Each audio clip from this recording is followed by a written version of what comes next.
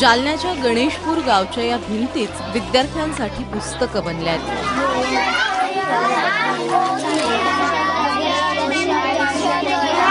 जलचर, डॉल्फिन, राष्ट्रीय वारसा हत्ती।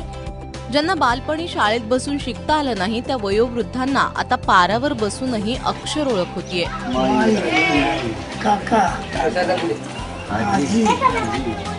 आणि ज्यांना शाळेत जाताही आलं नाही त्या बायाही गरजेपुरती आकडेमोड समजून घेतात। अख्खं गावच शाळा करण्याचा हा प्रपंच मांडलाय गावच्या सोनवणे मास्तरांनी।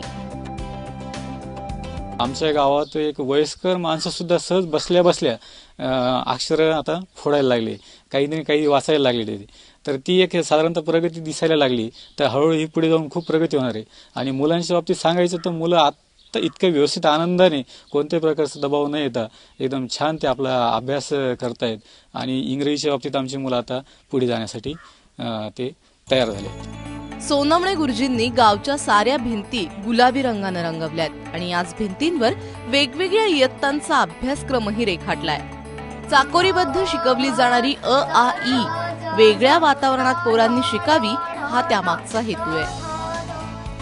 आम्हाला नाही का येता जाता ABCD पाठ करायला जमायली, फास्ट म्हणता यायली, डबल मग समानार्थी शब्द लिहिले होते ते आपण आम्हाला पाठ व्हायले येता जाता ते आम्ही वाचतो, खेळता खेळता पण वाचतो, डबल मग गणित करतो। पहिला आम्ही फळ्यावर अभ्यासक्रम देत होते तर खाली बसून हे लिहावं लागत होतं अभ्यास करायला। आता शब्द पाठ करायला सांगितले तर वही घेऊन असं पाठ करायला लागत होतं आणि खेळायला येता येत नव्हतं जास्त। आता खेळायला आलं तरी बी इथं भिंतीवर असं लिहिलेलं आहे तेव्हा लगेच आम्हाला शब्द पाठ होतात, आम्हाला सर मारत नाहीत काय नाही। त्यामुळे एरवी राजकारण्यांच्या गप्पांनी रंगणारा गावचा पार आजही रंगतोच, मात्र तो या अनोख्या उपक्रमाच्या कौतुकाने।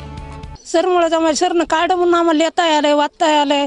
आम्ही बाहेर जाताना बघतो, शेजाऱ्यांच्या घरी गेलो तर ते वाचीत चलवतो, पाण्याला जाताना वाचीत चलवतो, मग ते या लागले। मी सरळ महिला बघत आहेत। मग प्रगती म्हणजे काय मस्त प्रगती वाटायला लागली की आम्ही आता जाता वाचितो ते आता काय ओळख व्हायला लागली त्याची। पहिले तर आम्हाला काही लिहिणंच नव्हतं, तर सर आम्हाला चांगले मिळाले। ओळखत नाही त्याच्याबरोबर पहिले आम्हाला लिहिणंच जर नव्हतं, पण याच्यापासून काय मास्तरला विचारतोच काही, ते सांगतेत काही ते लक्षात धरतोच काही। आता गणिताची आकडेमोड बरेच जमायला लागली। हो, एक अर्धा जमवतो, एक अर्धा हुकतो। हा, ग्रामीण महाराष्ट्रात शाळा सुटण्याची कारणं ढीगभर आहेत। शाळांमधली अतिरिक्त शिस्त पुस्तकांच्या कुतूहलाऐवजी धाकच अधिक वाढवतात। ओळीनं बसा, ओळीनं लिहा अशा सूचनांनी मग चिमुकल्याचं कोरं मन पार कोरडच होऊन बसतं। त्याच कोऱ्या मनात रंग भरण्याचा हा उपक्रम व्यवस्था बदलाच्या पोकळ गप्पा जोडण्यापेक्षा कैक पटीने स्तुत्यच म्हणावा लागेल। सोनवणे सरांच्या या उपक्रमामुळे आता अखंड गणेशपूर गावाची एक शाळा बनली। या गावातलं प्रत्येक घर म्हणजे एक पुस्तक आणि त्या घराच्या भिंती म्हणजे त्या पुस्तकाची पानं।